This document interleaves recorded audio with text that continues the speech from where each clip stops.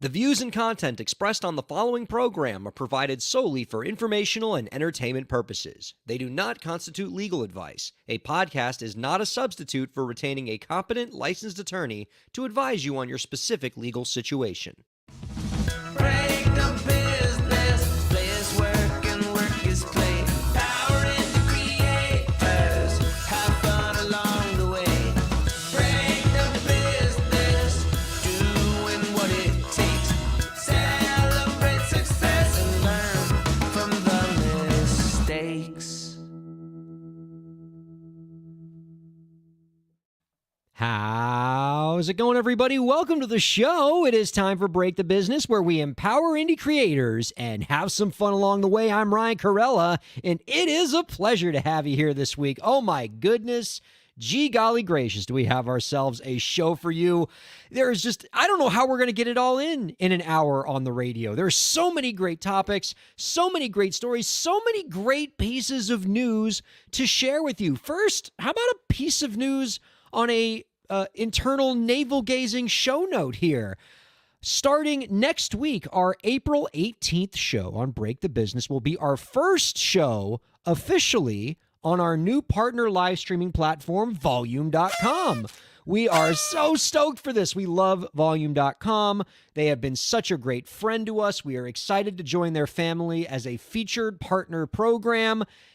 We're so excited to join this excellent community of musicians and creative professionals. So if you're on Volume.com, if you know about Volume.com, you can check us out there if you love the platform as much as we do. Or if you don't know what Volume.com is and you're just looking for a really cool place to check some really good music out, as well as find Break the Business every week, you'll be able to do that starting next week, April 18th, Volume.com. You can check out Break the Business there for the live stream. Oh my gosh, we are excited about that. Also excited for our co-host this week. Happy as always to be joined by Katie Zaccardi. Hi, Katie. Hi, Ryan. Oh my gosh, what a great sight to see. I'm so happy to be talking with you. Oh my gosh, do I got something cool to share with you right on the front end. I know, Katie, that you are my kindred spirit in all things Taylor Swift. And I know Yes. that if I don't come armed and ready for every Katie Zaccardi week with a great Taylor Swift story, I know I have failed you as a host. Yeah, So obviously. we got that fixed here. So I got a Taylor Swift story for you, Katie, that Okay. I didn't even need to look far to find. It comes brought to you by my alma mater and also the school where I teach as an adjunct professor, the University of Miami. Go Canes.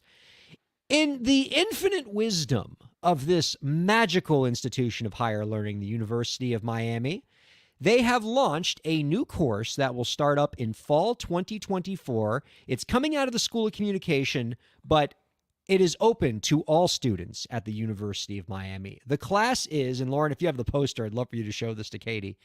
The class is called The Mastermind of the Taylor Swift Brand, an entire 3-credit undergraduate course all about the Taylor Swift brand, taught by a really terrific professor at the School of Communication at the University of Miami.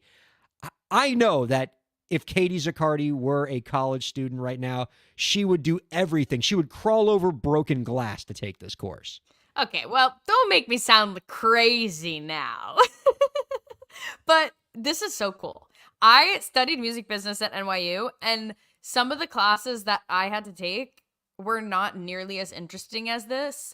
And I really feel like this is such a great way to teach branding, the concept of it, using someone who is amazing at branding and in a way that people know her. People are watching this happen in real time.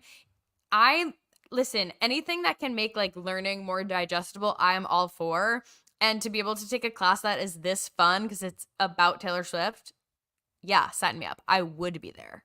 And this is not the first time that the amazing institution that is the University of Miami has dabbled in a Taylor Swift course. A few months ago on the show, we interviewed Professor Vivek Jairam at the law school at the University of Miami, who created a whole course about trademark law through the lens of Taylor Swift. So University of Miami knows how to please its student body and knows how to create some pretty engaging course titles. And so they've gone back to the Taylor Swift well again. And oh my gosh, Katie Zaccardi, has the student body responded quite positively to this. So registration opened up for this course at the beginning of this semester.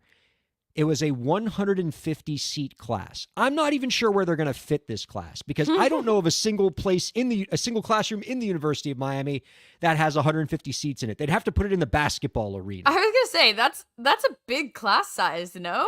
I don't know. I don't have a great concept of that because I feel like I was in a very small program, so it wasn't. But that seems big. It's very, very big, but not big enough for Taylor Swift because apparently the class reached capacity within 4 days of it opening up. So they raised the cap to 175 students. Okay, wait, stop. 4 days? And you 4 might days. sound that I'm saying this is soon. I don't know what my experience was at NYU because I feel like it was truly feast or famine when we were registering for classes. 4 days, I'm like, oh yeah, I would have waltzed right in there. I'm surprised that it didn't get filled up within 30 seconds. That's what I thought you were going to say. So if you didn't make the cut, you know you what? gotta be clicking faster. That's actually a fair point. And also, as a fellow NYUer, Katie, I am intimately familiar with the Hunger Games that is the NYU course selection process. Hunger Games is literally how I would describe it. It's like you have to know what you want, and if you don't get it, your whole entire schedule that you've mapped out very carefully is trash. Well, either way, the class filled up very quickly. They had to increase the student cap to 175. That filled up, and there is currently a wait list. Naturally. Now, so for this class, 175 students and a very long wait list. Contrast that with the University of Miami class that I am teaching in the fall 2024 semester that has 18 students and a wait list of, let me just refresh it, 0. So, we're kind of the same, me and Taylor Swift, in terms of... Maybe you need to rebrand your... Okay, I have an idea. Take this class about branding from Taylor Swift, rebrand your class with what you've learned, and make it about Taylor Swift and the law. I like this because I'm saying you need a Taylor Swift branded course. It's easy. It's simple. Like you're working Ryan. at the university that is supportive of these ideas. You can totally find a way to empowering the indie creator through the lens of Taylor Swift. Ryan, I will start writing your curriculum right now. Number one. We Taylor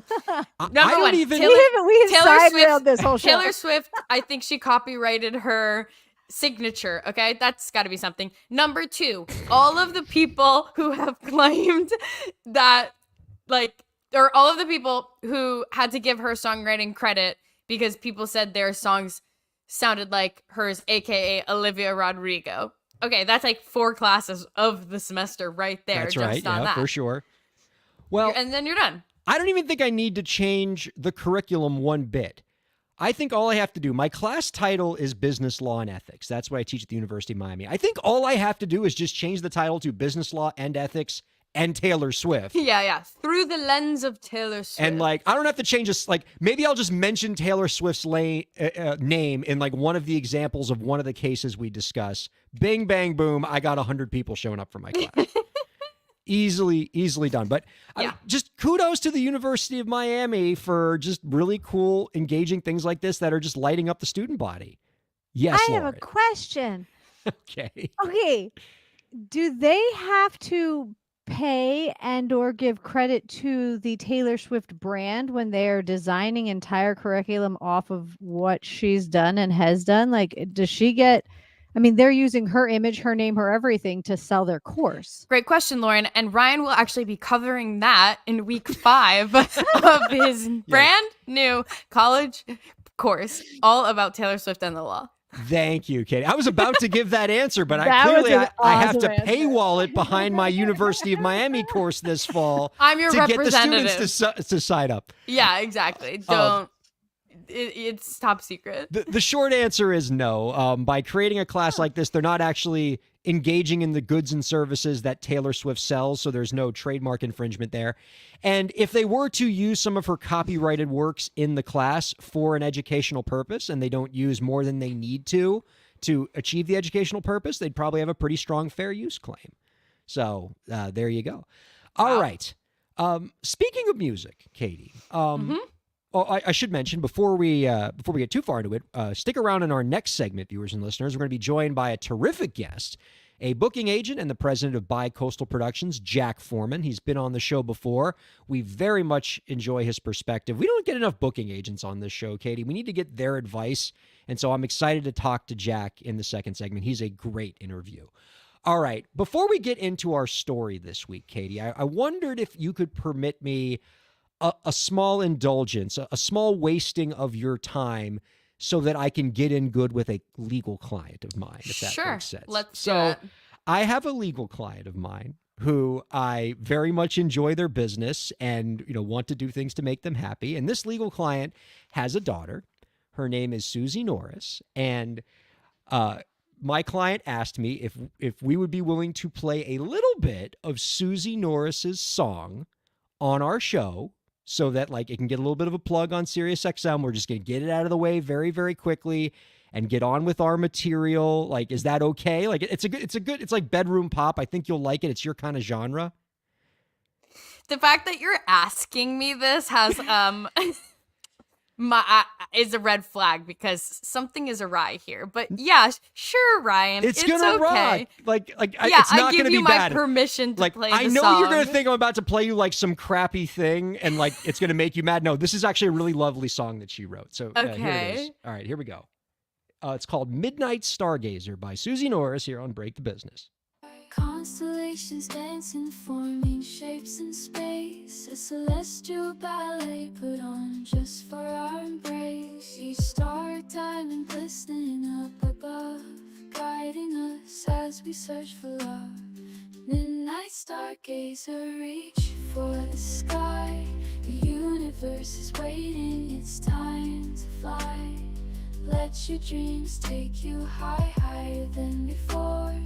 Midnight stargazer, you'll find what you're searching for.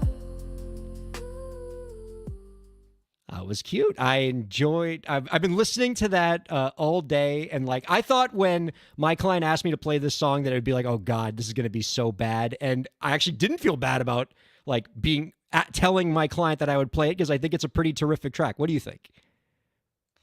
I feel like this is a trick question. Why? Because you think if you say something mean, it's going to make my client mad? No, I think I don't believe that it's your client's song. I think there's something awry here. Well, I can't get anything past you, Katie Zaccardi. Because I'll give my opinion when you tell me the truth, Ryan. because I have to admit, I did try to pull a little ruse on you. Yeah. The song was in fact not written by my client's daughter, Susie Norris. Okay. But was written by AI platform Suno AI. Okay. And so this is a AI platform. There's been a few incarnations out. A couple weeks ago, they released version 3. And so over the weekend, just me and while eating a bag of chips in 10 minutes, I created Midnight Stargazer with some very simple prompting, very, a little bit of back and forth between me and the AI. In 10 minutes, we wrote that song, Okay. which is, kind of a banger. So now that you know the truth, because I can't get anything past you because you're a smart NYU grad. Yeah, sorry. What do you think about this? Okay. It's good, but I don't think it's good enough, if that makes sense. First of all, I do love the topic. As an astrology girly, obviously I love a good little celestial song. I did try to moment. write a song that I knew would appeal to Katie Zaccardi. I knew my Appreciate audience here. And I guess I shouldn't be too critical because it's just sort of giving lo-fi music, which works. You need that kind of music. It's just very laid back. But it felt almost a little bit underproduced. And the song topic, I suppose, was quite specific, but it felt lyrically stiff, maybe? What I am most impressed with, though, is the fact that I am over here trying to create a demo of a real song that I wrote using GarageBand AI drums, and I'm like, why can't I just make this go on the downbeat? But then you are using this program and it's just whipping up a whole beat, lyrics, and what I find most impressive is the voice, like the Yeah. vocals. That is wild. So it sounds like a real song to me. Like, big picture, I would believe that was a real song.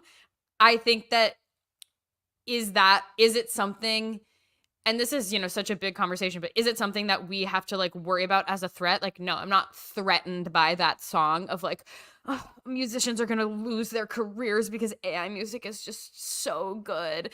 But it is very interesting and cool, and also crazy that we can do that at that level of quality too. That was sort of the perspective I got. I found out about I didn't even know about this platform until very recently. I was at a law conference at the University of Miami last week where some of the people were talking about this during a panel. And so, I heard them play a song and I was like, this sounds really, really good. And I was thinking like, okay, maybe like a team of like really big experts got together and like developed the song with AI's help. And it was like, no, I'm just some like law professor with no musical talent who made this. And you could just see the musicians like with deer in the audience with deer in their headlights eyes, just trying to think about. But to me, what makes this mind-boggling, Katie, because you're absolutely right. This is not as good as the best songwriters in the world. It's not replacing Ed Sheeran anytime soon. But you need to think in the perspective of how far this technology has come in the last 4 months. Because 4 months ago, we did a segment on this show where we listened to an AI-generated song and spent an entire segment making fun of how terrible it was. So, Lauren, do you have the old video of the Anna, Indiana AI song that was considered like the height of AI music 4 months ago? And I want you to listen to that song, Katie, versus what I just played for you earlier. Well, I'm not getting any audio. No, but the animatronic, the AI video is really creeping me out. For the radio audience, it's like super uncanny valley, like scary. Very uncanny valley. Did you have to pay to use the software to create it, or was it free? There is a free version, which has got some limitations in it, but the paid version's like $8 a month, and you can make, and it's really like the technology itself is really dynamic. Okay, like you can, you tell it what kind of genre you want. You can either supply your own lyrics, or you can have it write lyrics for you, or do sort of a combination of both. You have it create like a bunch of different versions, and then you can find the one that you like the best. And it can actually, I would imagine this technology could be a really powerful tool for people who have more songwriting talent than I do, because they'll be able to get more out of this platform than I will. But if somebody like me, who's not a songwriter, can get that song out of this platform with just a little bit of work, it's pretty impressive. All right, Lauren, do we have the video now? I see you're kind of working with it here. All right, here we go. Let's try this again. Sitting at my favorite cafe, sipping my tea, it's Saturday, thinking about all he's done to everyone. This town is full of broken dreams, shattered hopes and silent screams. Somebody please help me. Well, you got to hear the chorus. We can't leave yet. Betrayed by this town, let's tear it all down. We're all just destined to fall. I've lost it all. The trade. All right, that's all I can handle. Why am I kind of into that though? So oh no, it will get stuck in your head, believe me. No, like that first verse of like what he did to me and everyone. It's like so true, girl. But no, that's creepy. Well, then and I agree with you. The jump between that and what we just listened to that's huge. Katie, that was 4 months ago. Yeah, it's like concerning. I don't want to be that person who's like, AI is freaking me out, but AI is freaking me out a little bit, you guys. Just a little bit. I mean, can AI write a better song than Ed Sheeran? No. Can AI write a better song than Ryan Kairalla? Yes. And that wasn't the case 4 months ago. Yeah. So imagine where we're going to be 4 months from now, a year from now.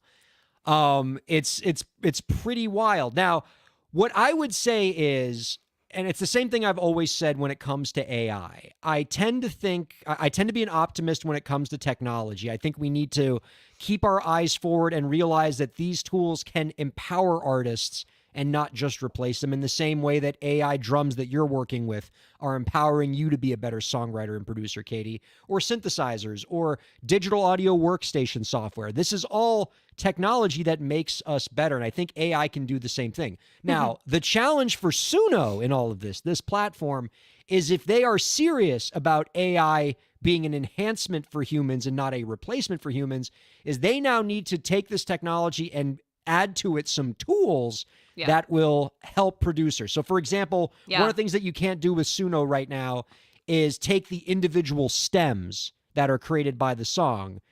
You know, like, for example, if I'm a producer, I might like just the bass part in that song, and I want to take that out and maybe put that in a song that I'm making and then be able to do stuff to it. You can't do that in Suno right now. And until you can do that, I think people have a pretty legitimate argument that, hey, this is a threat to us until you can show us that this technology can empower us. I agree. And I feel like it should, like, I would want to use it in the way that I use ChatGPT, or Chad, as I like to call him, Chad, which is that I will go in, like, I had to write a press release the other day. I went in, I said, I'm lazy. Write me a press release, include this, this, this, and this. You know, here's the tone. Make sure that you state this. Like, I gave him my notes, basically. And sorry, I need to not gender chat AI. But no, I just like the idea of you actually starting the prompt with the words "I'm lazy." I don't know if you actually did, but if you did, that's hilarious. I'm gonna start doing all my prompts with that. Yeah. I'm like, don't tell the people I'm working for that I'm doing this. No, it's fine. It's a tool, right, guys? So anyway, I put it all in. It plops something back, and then I take that and I edit it, and I say, great, this is now a starting point. It saved me probably an hour of work to get to this point, and now I'm going to take what I like, change what I don't, delete what doesn't make sense, change. And I can always go back to ChatGPT for revisions as well. But I feel like that's how I'd like to use this. Like, I would like to be able to say, here's my song. Can you make a drum beat that's better than GarageBand that wants to ruin my life? And, like, give some prompts. And, you know, GarageBand, it's just like, hey, I'm vibing with this. What do you think? And you're like, no, please make it less complex and less loud. And they're like, okay, so completely different. And you're like, no, that's not what I wanted. So I, you know, if and I now can a word from our sponsor this week, GarageBand. Oh no. Sorry, respectfully, GarageBand, you need to get it together. You are irritating me. But if I could have a little bit more direction for a demo, you know what I mean? This isn't even going into the studio. That I can get behind. But if it is going to be something where, and I do really, I'm so curious to see what happens here, especially when it comes to rules and regulations, because what I can't get behind is people just plopping stuff in, and then their side gig is they're selling songs to Selling Sunset that are just all AI generated, and these people had nothing to do but say, write me a song that should be in Selling Sunset, and it plops out a song that's like, work, girl, buy that house, you got this. And like, and they're, you know, getting massive royalty checks. Not that that's necessarily gonna happen, but do you see where I'm going? Hang on, I'm just typing into Suno right now. Work, girl, buy this house, you got this. I'm gonna have that ready for next week. It's gonna absolutely jam. I don't know if it like understands this, but tell it a song that would be on Selling Sunset. Hyper pop vibes. You absolutely, because you can give it a genre and give it like a scenario. So like if you can say to it a song that you might hear on Selling Sunset, and it probably know what you were talking about. And you can even enter in like a few lyrics. Like you can say like in the lyrics portion, I want it to say like, work it, girl, buy that house. And then you fill in the rest, and it'll fill in the rest. Like you could it is a function in this. It's And do it's I fun. get now? Like, am I a co-writer on this song with AI? Like, what happens next? You are opening a whole warehouse of a whole cases filled with cans of worms. I know. With that question of what happens in the copyright world, because here, when a work, it has some AI fingerprints on it. Because all we know for sure in terms of the case law that's come out is if something is 100% created by AI, it doesn't get copyright protection. Copyright law has to have a human input. Now, how much human input? If I provide a prompt to Suno AI, but Suno AI does 98% of the work, can that still be copyrighted? And the answer is, like the law hasn't figured that out yet, because copyright law is 18th century law trying to figure out 21st century music. Yeah. And it's a wild time for lawyers like me. And I might be archaic for thinking this, but I really feel like we shouldn't be using these platforms until we have that figured out. Oh my God. Is that bad to say? Because this is so then everyone's just gonna be suing people or getting in trouble and going crazy down the line because it's not clear now.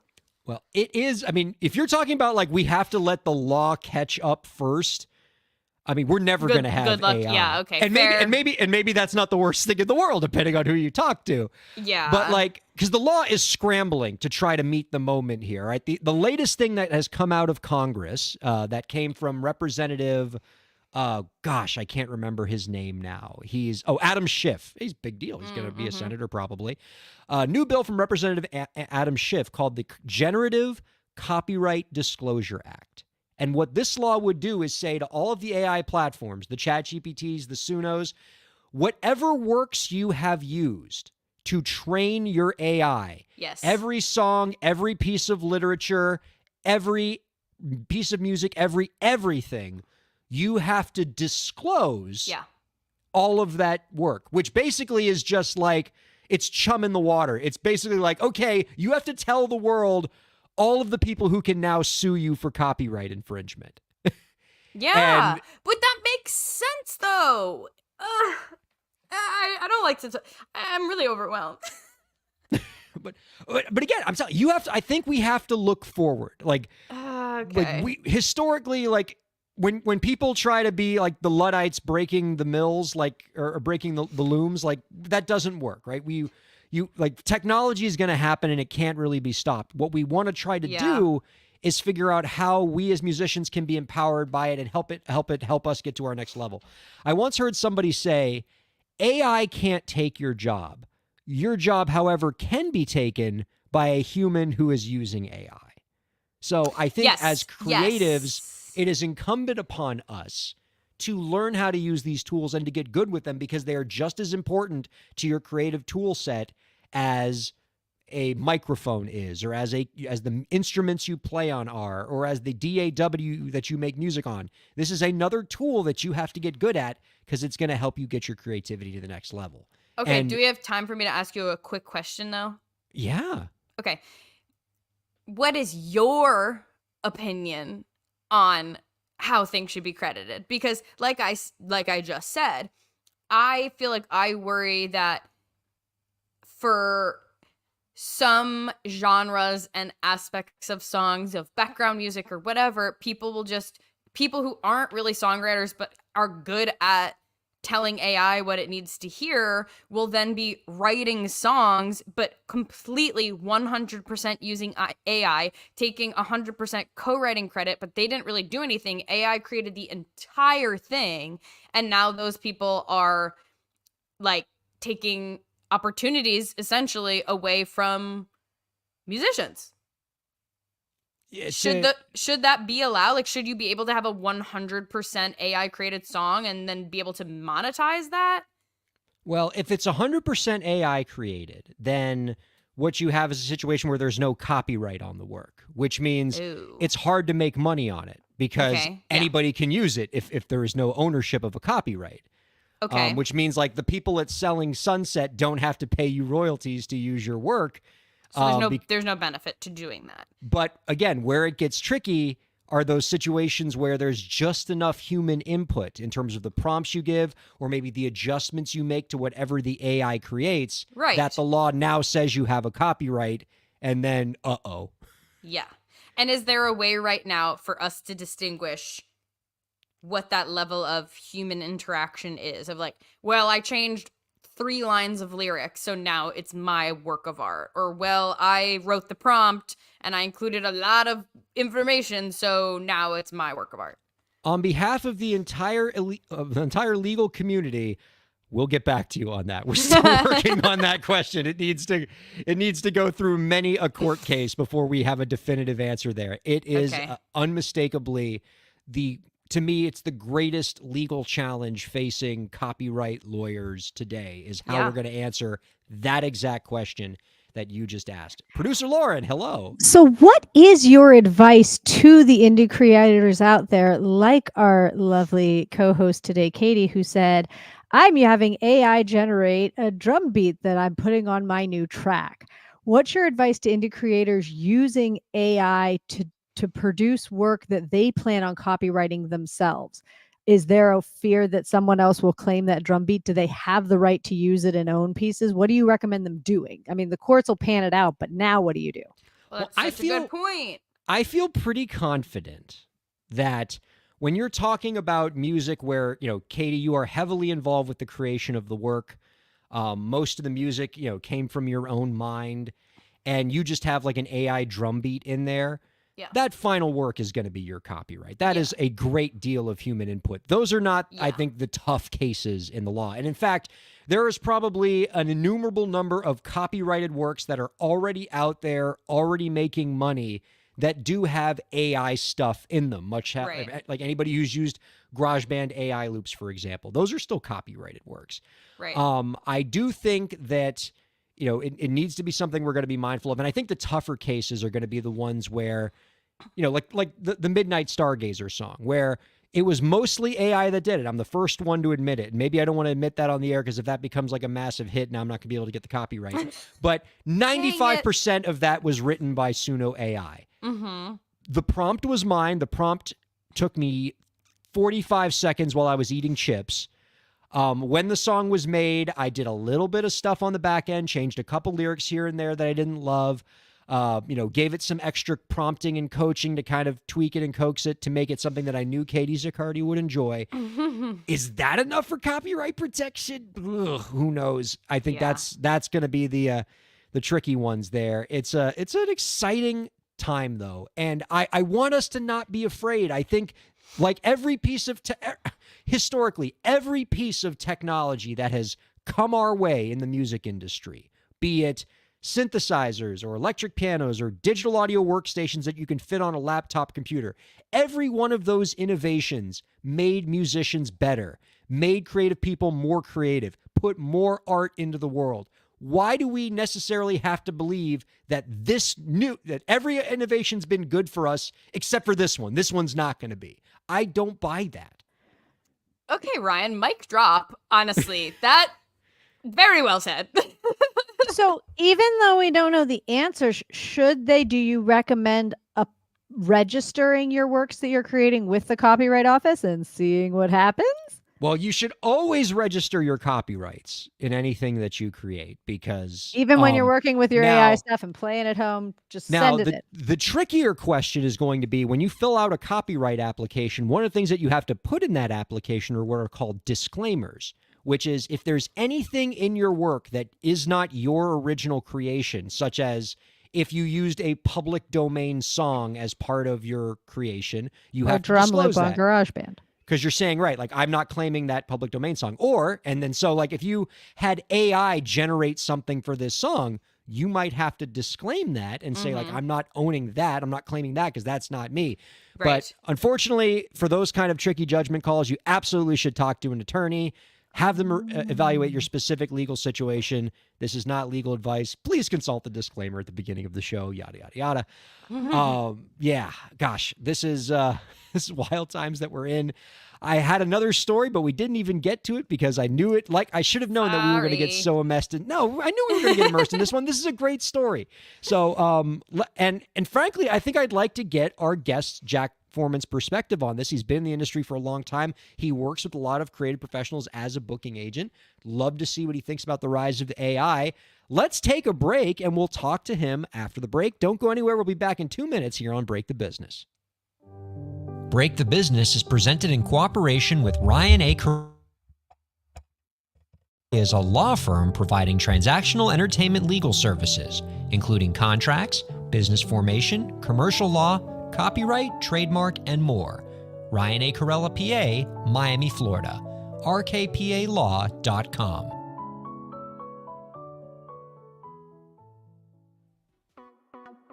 Streaming services for Break the Business provided by LEK Entertainment. LEK Entertainment is a full-service entertainment company offering everything from consultations to full-scale events and productions, including audio and video productions, voiceovers, staged theatrical productions, script and music development, and streaming services. For more information, visit lekentertainment.com. LEK Entertainment wants to help you bring your story to life.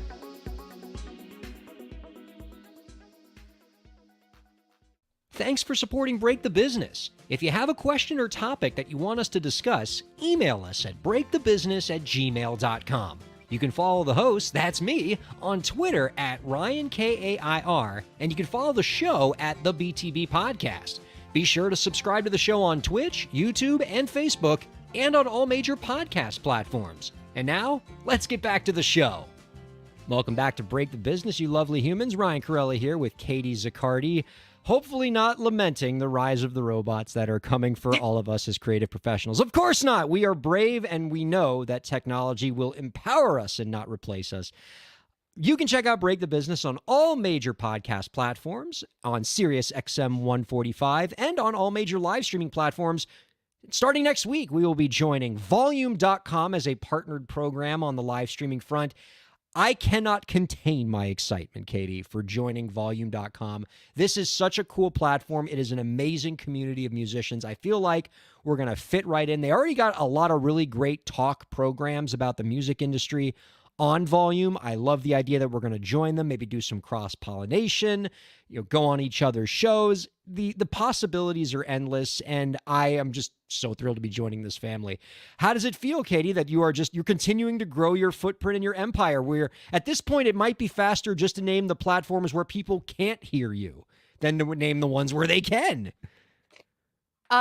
Yeah. Soon the reign will be mine. And by reign, I mean the reign of the music industry. So good luck to everyone. May the odds be ever in your favor. Yeah, literally. Fabulous. All right. I'd love to get our guest perspective on this, all the stuff we're talking about. Let's go ahead and bring out our guest this week. Jack Foreman's coming onto our show, ready to share with us all that he knows. He's a booking agent, getting an artist the gigs, bringing advice, giving your career wings. Oh yeah. Our guest this week is an acclaimed booking agent and the president at Bi-Coastal Productions, representatives of shows including Animaniacs in Concert, Motown Legends The Miracles, and The Guess Who. You can find out more about our guest's work by visiting bicoastalproductions.com. We are happy to welcome back Jack Foreman on To Break the Business. Hi, Jack. What was that? And how much writing credit do you get versus AI on that, Ryan? Very little. I want that to play every time I get on a Zoom meeting or enter any room. That's amazing. We'll send that over to you. I say we Thank can you. totally send you that. Thank What? you. That's You're anyways, saying it's you're great saying to that see you both. Thank you. Wait, you're telling me that you never, you don't have a theme song whenever you come on other people's podcasts? I find that hard to believe. When I was a DJ back in college a million years ago, I had all these little drops that I would, kind of touch on my mixer and on my little MIDI pad, and they were cringeworthy if I listen to them now. But since then I haven't had anything like it, and I really I value it. So thank you. Thank you guys. It's our pleasure. You can thank the AI overlords for that. We miss you, Jack. It's been about 3 or 4 years since we've had you on the show, and it's been entirely too long.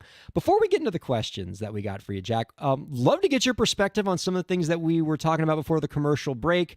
I don't know how familiar you are with Suno AI and some of these platforms that are generating full songs out there with just very simple prompting. Let me get your perspective. Yeah, I think it's interesting because we're supposed to embrace all this amazing technology. We're supposed to constantly be forward thinking and convincing our artists to be forward thinking, right? You know, we want them to be always experimenting, always creating content in new innovative ways. But yeah, I mean, AI is something that's still a little scary to a lot of folks. I mean, a lot of my clients are they're definitely above the age where they would even know what to do with AI off the bat, unless somebody really trained them. And I think those that are starting to experiment are really finding some value with it. You know, my wife, for instance, is a school teacher, and she uses AI with all of her lesson planning and all that. And she convinced me to start using it when I'm leading seminars, when I'm, you know, building meeting agendas and things like that. And I'm a buyer in it. You know, I can't say I'm an expert on it yet, but I definitely am subscribing to the belief that this is what's next, and we have to kind of dive in and embrace it, or else you're going to fall behind. It's just inevitable. And yeah.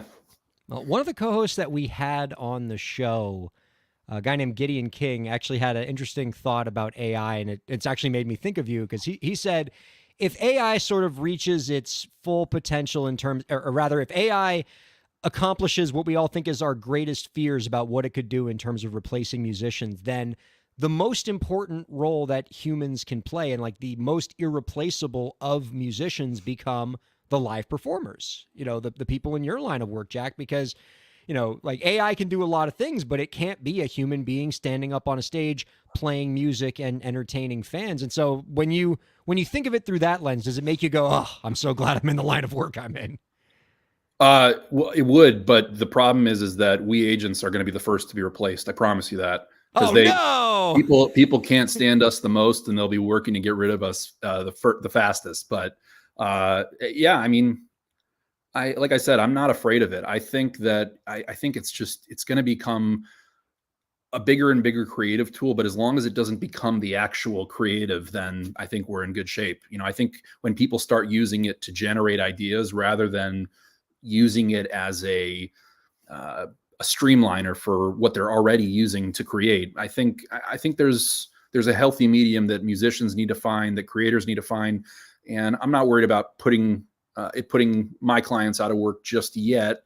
Although some of my clients, I guess the more technical of them, it could be. But then again, you know, we have shows like this show Illuminate. It's kind of like a light dance show that's on the Vegas Strip right now. It's finishing a national tour, and it's all technology. It's all. I can't even begin to explain it, because I'm just a paperwork guy like you, and I generally. It says on my business card. Plugs it into Chat GPT. How to describe this? Yeah, let me do show. that real quick. I like paperwork guy. I'm going to use that. Yeah, no, but you know, what's funny is we pretend to be lawyers. Well, you actually are a lawyer. So, but it's funny. I don't remember the last time I saw you. I think, Katie, didn't I do your podcast separately about 3-4 years ago? I don't remember. I think I did. Yeah. Wait, I think we met in New York. That's how you know you've been in this business too long. No, did we meet on our podcast, or was it actually in the real world?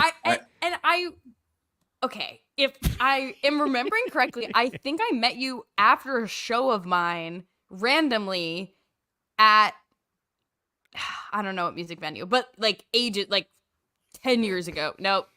When was 10 years ago? No, not 10 years ago. Like 5 years ago, maybe. That's really the biggest thing that's changed since I saw you last, Ryan, is I'm so much older, and I don't remember anything. I look older. I feel older.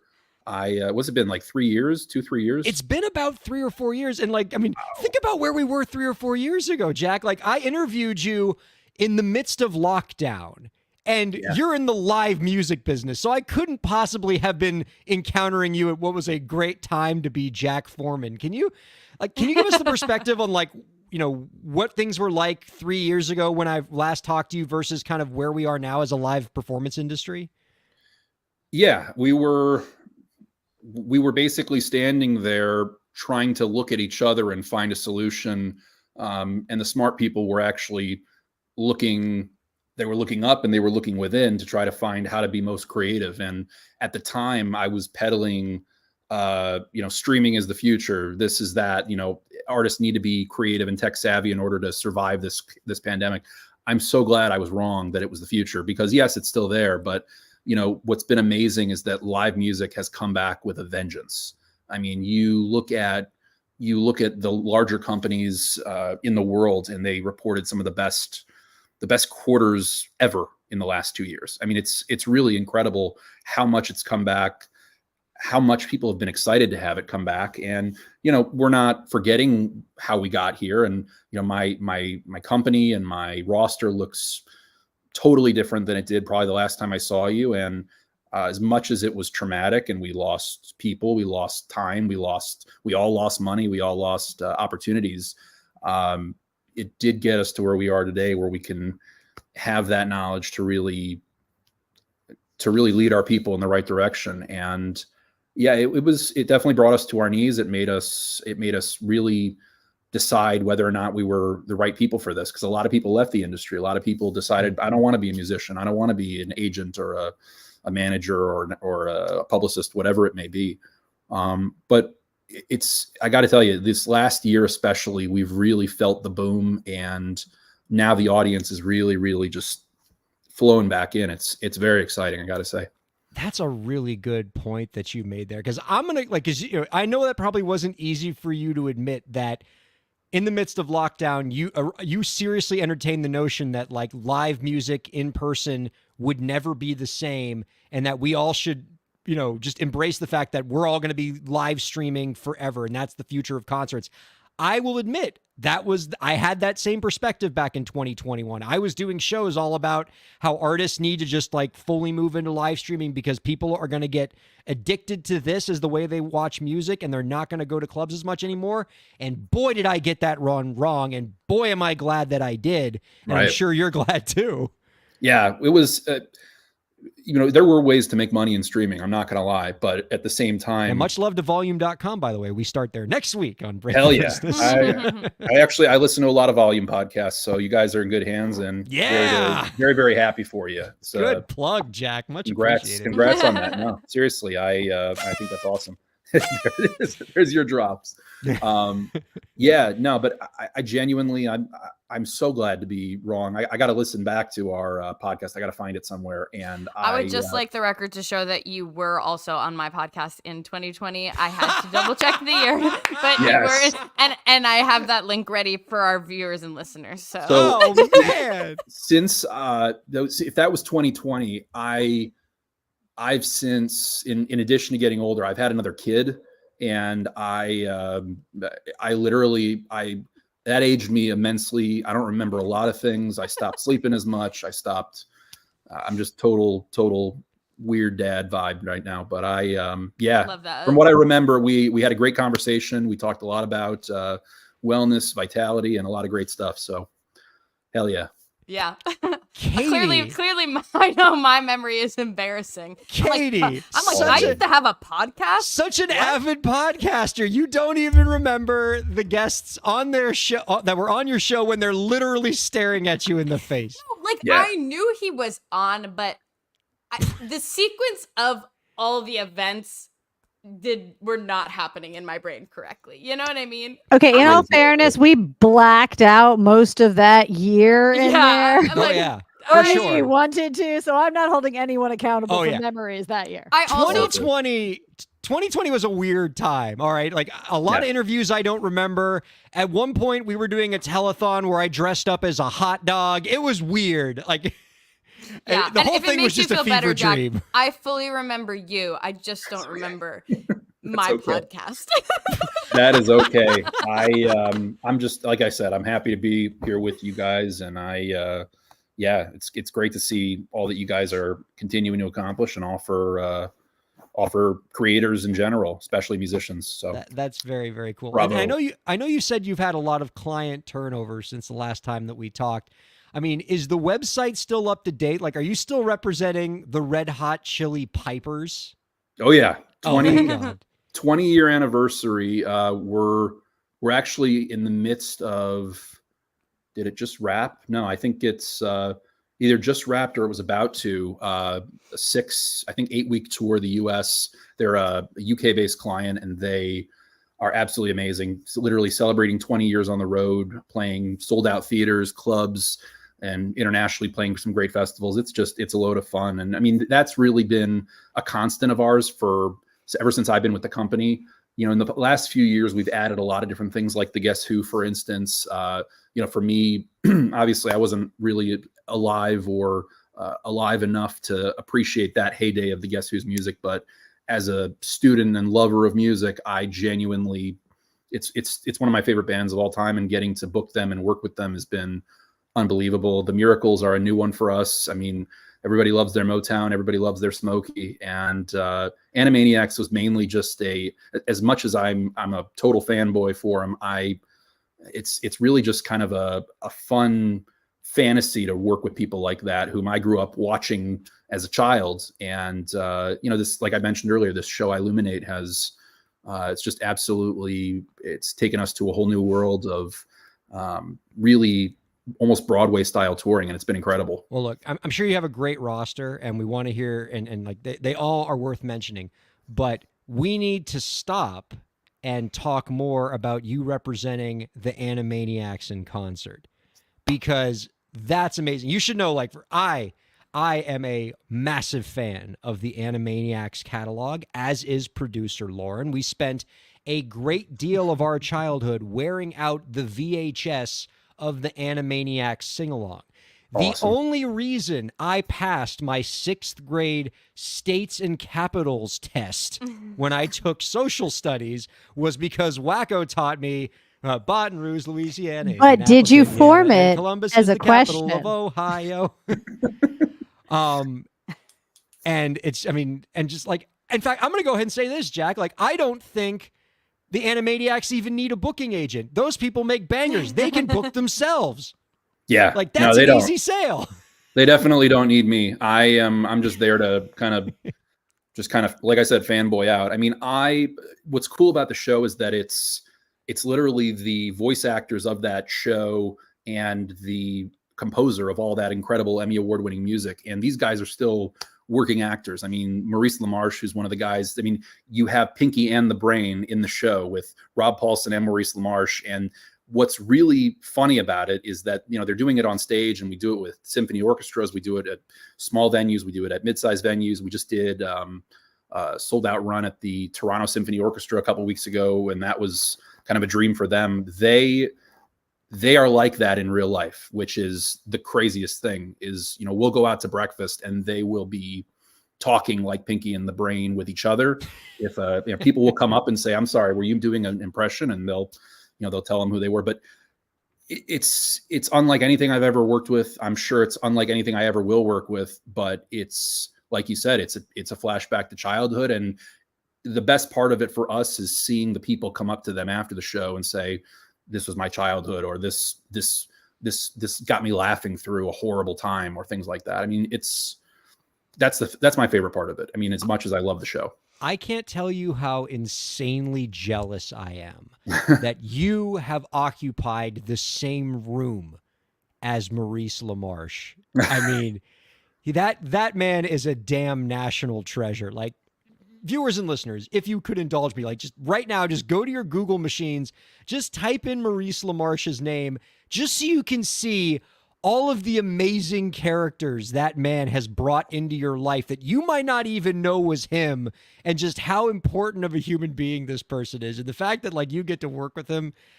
makes me so very jealous. Now, and we could do a half hour with me just talking about how much I love the Animaniacs, but that wouldn't be very useful for the viewing, listening audience. So I do want to get some just good informational things from you, because we don't get enough booking agents on this show, and so you can give some great perspective on a lot of important topics. I've had a lot of artists always ask me this question: what's the difference between an agent and a manager? It seems like they do very similar work. I assure them that they don't. Those are very different job descriptions. And sometimes when managers try to do what agents do, they can get into a lot of trouble because you need a license for that kind of work. Can you talk a bit about that? Well, yeah, in any kind of an agent, whether it's for motion picture, literary, live performance, it is our job to secure work, to secure jobs and paid opportunities for our client in whatever capacity that may be. You've got managers who still do that as part of their job.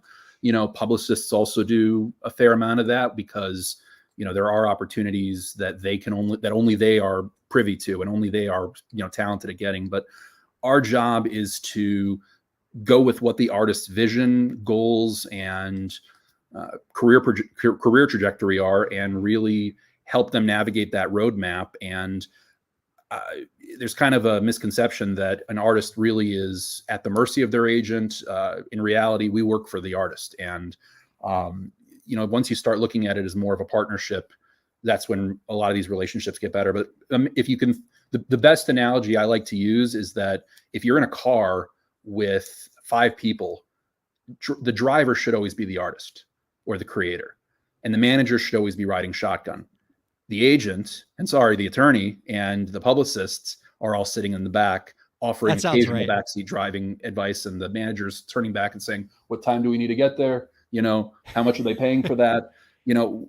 It's our job to also protect them, to make sure that they are not signing anything that they shouldn't be signing, that the deals they're getting are genuinely as equitable as they can be, and just basically advising them in the real professional parts of their work. But it's a very fine line in a lot of cases. You have some managers who do all the booking, which does happen still, but agents will always have a place when somebody doesn't want to read or necessarily know how good a deal is for them. Yep. I do think your car metaphor is a good one, although I know some artists who would actually like to keep their attorney in the trunk. But right. Other than that, I think it's quite apt. But a lot of, in terms of the legal landscape of it, in a lot of jurisdictions, people who do booking and finding employment for creative professionals who are not licensed, as a lot of managers might try to do, can get into legal problems with that. There are laws like the Talent Agencies Act that can actually require managers who book gigs for their clients without getting an agent involved in the process. Those managers can lose those commissions because a talent agent's job is a regulated job. It's a job that often requires a license. And so you need people that are specialized in that kind of work. Now, I think a lot of artists, every artist who's listening to this would love to have more gigs and would love to find professionals who can help them get into new markets or help them get into venues that they wouldn't otherwise be able to get into. So what's the process like for artists who want to start getting involved with a booking agent? Like what phase of your career would a musician need to be at before they can say to themselves, maybe I should talk to somebody like Jack Foreman to find me some opportunities? They need to be ready, and that doesn't just mean ready for us, but ready to have an agent, because a big part of it is thinking that, okay, I have somebody who's going to be booking me, and that's it. I have to sit back and be booked. When in reality, when you get an agent, your job as an artist actually becomes a lot harder, because an agent is only as good as what you give them to work with. We have a lot of artists that will come in and they'll have an entire strategy mapped out of exactly what they want to do. And we know our role in that sphere immediately. In fact, there's a lot of times where we're not even the only agent. I have clients where we have somebody that just does Canada. We have somebody that just does corporate events and casinos and things like that. So it's important to know exactly what you're after, and to make sure that there's enough to go around, because obviously there's a lot of sharks and there's a lot of not so decent dealers in this world. But I genuinely think somebody is ready when they are on a trajectory where they are unable to carry the load themselves, or their manager is, and they are on the cusp of taking that next step. But somebody just starting out, unless they are a runaway sensation for whatever reason, or a TikTok star or something like that, and even then may not be ready for an agent, you need to make sure that you actually have a trajectory that the agent can work off of. Because if you leave them to their own devices to just develop your career plan on their own, it almost never works. It's interesting that you brought up TikTok stars, because I think they are a great example of this phenomenon where fame doesn't necessarily translate to the kind of artist that can fill a venue, right? I mean, you see this all the time, Katie, where these TikTok stars like catch lightning in a bottle. They go viral for something. They become super popular. They get a song that's great. And they go, oh, I'm going to put a show on. And then they can't fill a theater because views on TikTok doesn't translate necessarily into people actually wanting to buy a ticket. I mean, you've seen this all the time, right, Katie? Yeah. Well, I don't know that I'm seeing it firsthand because I'm not booking people, but I think that people will have, just like people have one hit wonders. Back in the day, you hear a song and you're like, who is this band? And they're like, they were never seen again. I think that that's what's happening on TikTok. No one has said that name in 1,000 years. Exactly. I think that happens all the time on TikTok, and it's actually, I won't say more than, I live in Nashville. I know some people. One of my friends in the building, I will just say this. I have spoken to him in detail because he is a phenomenal musician, and he was in a band that had like over 5 million followers on TikTok. And he specifically told me his experience was that even though they had that many followers on TikTok, and it was a consistent thing, and they had a fan base, they didn't necessarily see that in their streaming numbers or in their show draw. So this is like me saying a secondhand experience of just what I've heard, but I think that is really fascinating. And actually, my question for you, Jack, is how can you tell? Like, if you're taking on a client, are you only taking them on if they've proven that they can pull a certain amount of people in various areas? Or are you, because if you look, I would say, are you looking at numbers? But in this case, you would be looking at this person's numbers, and the numbers are phenomenal. It's millions of followers, but it's not actually necessarily translating, even though those numbers look good. So how are you making the decision? And then just, I guess, continuing off the question of how does someone know if they're ready? Well, first of all, I have to like it. I have to be into it. I'm a fan before all, honestly. I know it's kind of tacky to say, but it's true. I am a live music and live entertainment fan, performing arts fan before any of it. So I have to be into it, or else people are going to see right through it when I try to pitch this artist. So the agent really has to want to do it. They can't just say, oh, there's an opportunity to make some money. You can do that, but you're not going to get your best agent out of that. Yeah. The funniest thing I can tell you is that the client on my roster that I book the most is an insanely successful TikTok and YouTube personality. It's a group called the Sharp Family Singers, and they have been they've worked with Disney. They've been on commercials. The daughter was on American Idol. They're involved in all kinds of stuff. They just did a song with Jack Black for that whole thing he was doing, the Britney Spears thing. I mean, it's funny. We don't book them a lot of shows because that's not where their data is making them money. They're making money in endorsement deals and corporate events, partnerships, licensing, but their fans are not necessarily going to go to Performing Arts Center, which is the type of venue they would play and sit and watch a show. It's not their lane. I'm a huge data person. I wanted to become one more and more in the past few years because there's been this new resurgence of people who are in decision-making roles who never were before. It was kind of an old boys and girls club for a lot of years. And then post-COVID, you're seeing a lot of people who may have been a box office manager or a marketing person, and now they're a lead talent buyer or a label executive and never were before. What are they looking at that the people with years of experience used to not need to look at is data.